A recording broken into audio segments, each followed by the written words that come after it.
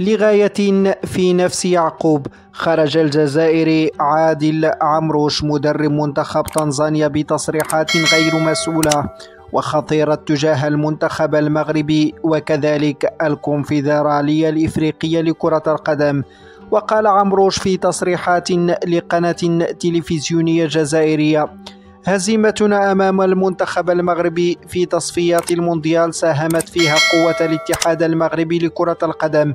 والمغرب حاليا قوة ضاربة في كرة القدم، وهو من يسير حاليا شؤون الكرة الإفريقية. أضاف عمروش: لقد كنا نريد أن نلعب ضد المغرب في تصفيات المونديال على الساعة 2 زوالا، لكنهم أجبرونا على اللعب في الساعة 8 مساء. وتابع عمروش: المغرب هو من يختار حكام مبارياته، والجامعة المغربية تفرض نفسها على الجميع، ونحن لن نواجه المنتخب المغربي فقط، بل سنلعب ضد منتخب كبير وأمور خفية أخرى.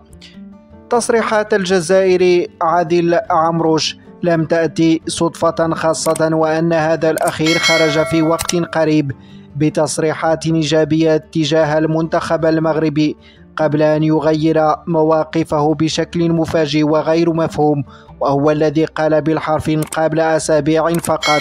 المغرب منتخب عالمي، إنجازه في المونديال شرفنا، وسنستغل لنكون خلف مثل هذه المنتخبات القوية. وكشف محللون أن عمروش مدفوع من قبل النظام الجزائري ليتحدث كما يتحدثون، كون المغرب يستفيد من امتيازات من قبل الكونفدرالية الإفريقية لكرة القدم، وهي تهم تبقى حبر على ورق بل ومجانية، الغرض منها التشويش على الإنجازات التي حققتها الكرة المغربية